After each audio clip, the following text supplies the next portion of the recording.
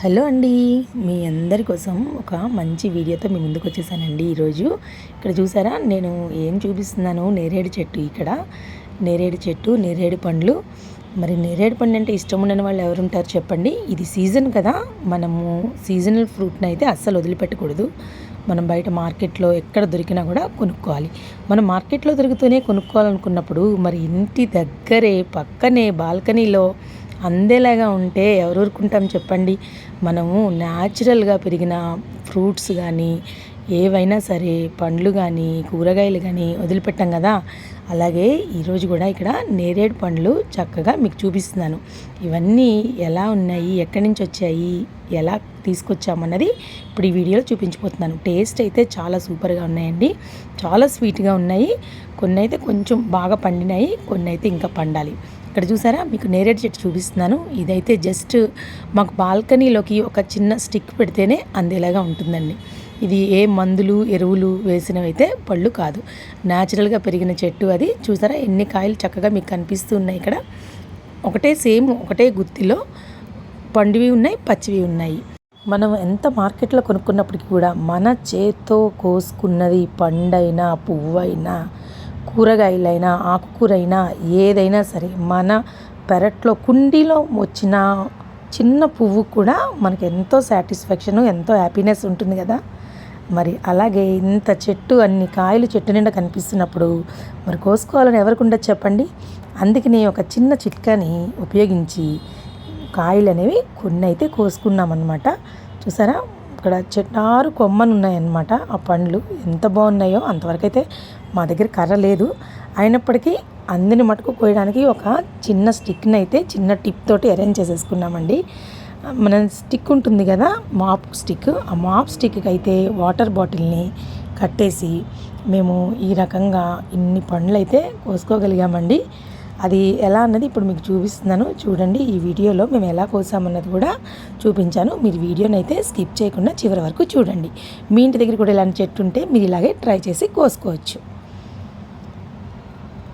పండ్లు అయితే చాలా బాగున్నాయండి. అసలు చూడంగానే టెంప్ట్ అయిపోయాయి అనమాట. కోసేసుకోవాలి, ఇవి తినేసేయాలి అన్నంత టెంప్టింగ్గా అయితే ఉన్నాయి. ఎవరికైనా సరే చాలా మంచిదన్నమాట నేరేడు పండ్లు అనేవి, ఆరోగ్యానికి ఎంతో మంచిది. కాబట్టి మనందరం తినడానికైతే ప్రయత్నించాలి. ఒక్క పండైనా తినాలండి, సంవత్సరంలో ఒక్క నేరేడు పండైనా తినాలి. ఇట్లా స్టిక్కి అయితే ఒక బాటిల్ అయితే కట్టేసామండి. అది cool drink bottle, Sprite bottle అయితే కట్టి దాన్ని నెమ్మదిగా చెట్టు దగ్గరికి పోనిచ్చి దాన్ని కోసామన్నమాట. అసలు కోస్తున్నప్పుడు కూడా ఎగ్జైట్మెంట్, ఎన్ని వస్తాయి అందులోకి, ఎలా పడతాయి అని. మీరు ఇక్కడ చూడొచ్చు, ఆ బాటిల్కి అయితే ఒక హోల్ లాగా కట్ చేసాం మేము. ఆ కట్ చేసింది టేప్ చుట్టేసి ఆ స్టిక్కి చుట్టేసామన్నమాట.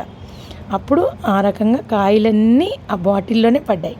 ఇప్పుడు వీటిని ప్లేట్లోకి తీసేసుకున్నా చూడండి ఎంత చక్కగా వచ్చాయో. కొన్ని పచ్చి పచ్చివి కూడా వచ్చేసాయి, కొన్ని పచ్చిగా ఉన్న కాయలు కూడా వచ్చేసాయండి. కానీ ఏం చేస్తాం, అవన్నీ ఒకటే గుత్తిలో ఉన్నాయి కదా, కొన్ని వచ్చేసాయి. అందుకనే కొన్ని పచ్చిగా ఉన్న వాటిని టచ్ చేయలేదు. పాపం ఎందుకు వేస్ట్ చేయడము, పక్షులైనా తింటాయి కదా అనేసి. కాబట్టి ఓన్లీ పండు ఎక్కడైతే కనిపించాయో వాటిల్నే మేము ఈ బాటిల్ ద్వారా లాగామన్నమాట. కానీ ఈ టిప్ అయితే మా అబ్బాయి అరేంజ్ చేశాడండి. ఎంత బాగా టేప్స్ అన్నీ అరేంజ్ చేసి బాటిల్ని రెడీ చేశాడో ఇక్కడ మీరు చూడొచ్చు. చాలా సేఫ్టీగా, సెక్యూర్డ్గా బాటిల్కి మాత్రం మధ్యలో మాత్రమే హోల్ ఉండేలాగా చూసుకుని ఇలా ఈజీ ప్రాసెస్ తోటి కోసేసుకోవచ్చు. మరి మీ అందరికీ ఈ వీడియో నచ్చింది అనుకుంటున్నాను. మరి మీరందరూ కూడా ఈ నేరేడు పండ్లు అనేవి ఈ సీజన్లో మనకు వస్తాయి కనుక అందరూ తప్పనిసరిగా తినచ్చు. ఎందుకంటే ఇది ఆరోగ్యానికి చాలా మంచిదండి. ఈ రకంగా మేమైతే నేరేడు పండ్లని కోసుకున్నాము. అది కూడా పక్కనే బాల్కనీ పక్కనే ఉంటుందన్నమాట.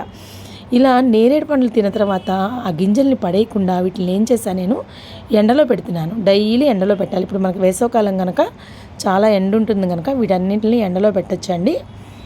ఎందుకు ఎండలో పెట్టాను అంటే, వీటిని ఇట్లా కొంచెం ప్రెస్ చేస్తే కనుక దాని లోపల సీడ్ ఉంటుంది.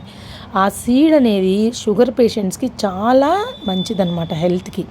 డైలీ ఒక ½ టేబుల్ స్పూను ఇది పౌడర్ కనుక గోరువెచ్చటి నీళ్ళలో వేసుకుని తాగితే వాళ్ళకి ఆరోగ్యానికి చాలా మంచిది.